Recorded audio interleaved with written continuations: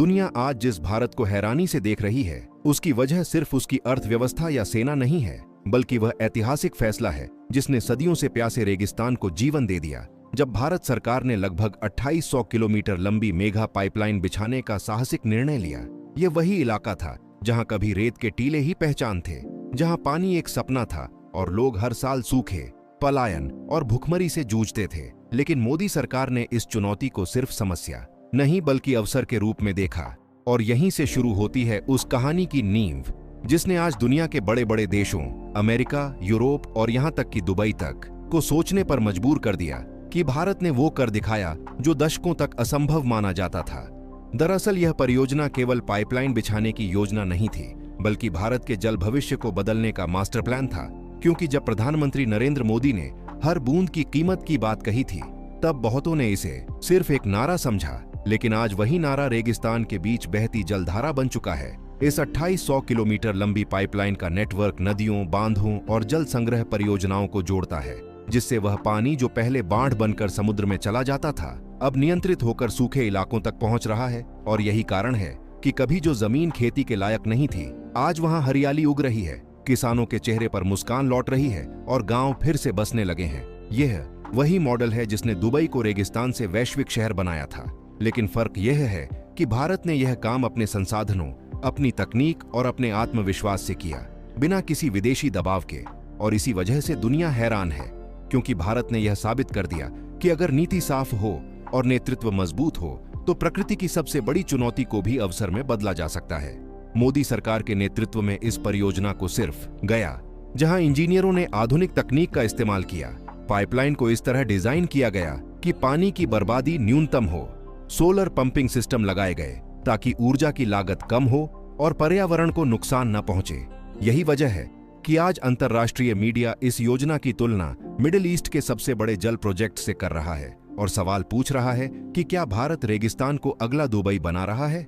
इस पूरी प्रक्रिया में सबसे बड़ा बदलाव सामाजिक स्तर पर देखने को मिला, जहां पानी पहुंचते ही स्कूल खुले, उद्योग आए, रोजगार पैदा हुआ और पलायन रुकने लगा।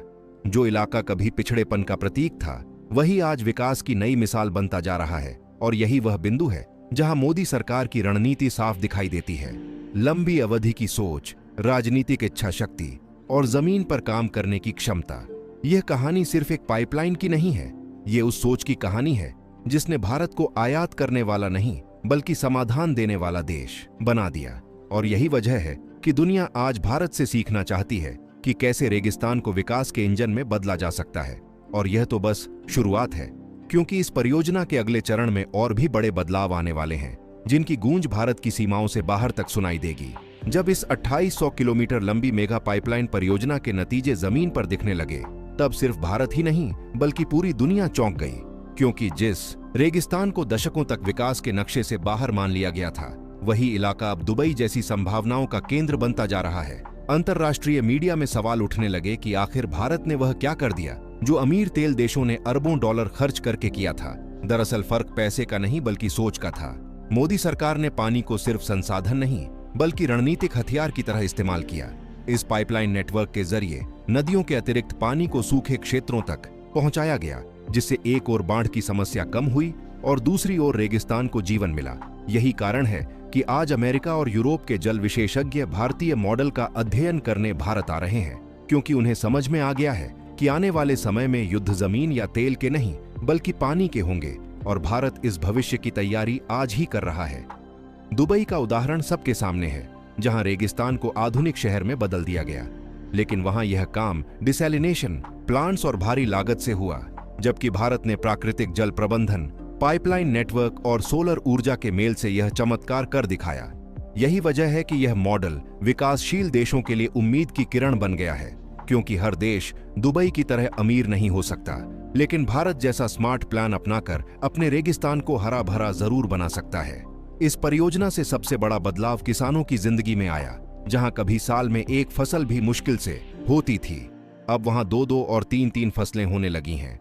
कृषि आधारित उद्योग लग रहे हैं, डेयरी, फूड प्रोसेसिंग और लॉजिस्टिक्स सेक्टर में रोजगार पैदा हो रहा है। और यही वह बिंदु है जहां मोदी सरकार की नीति साफ दिखाई देती है। पानी दो, रोजगार खुद पैदा हो जाएगा। अब जरा सोचिए जिस इलाके से लोग रोजगार के लिए पलायन करते थे, आज वहीं दूसरे राज्यों से लोग काम की तलाश में आने लगे हैं।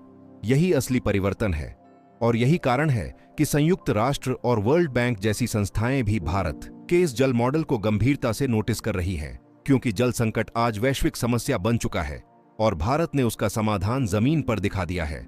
और अगर आप भी ऐसे ही भारत के बदलते चेहरे, बड़े फैसलों और ऐतिहासिक परियोजनाओं की सच्ची कहानियां देखना चाहते हैं, तो अभी हमारे चैनल को सब्सक्राइब करें, वीडियो को लाइक करें और कमेंट बॉक्स में अपनी राय जरूर लिखें, क्योंकि आपकी एक लाइक और एक सब्सक्रिप्शन हमें ऐसी और दमदार कहानियां लाने की ताकत देता है।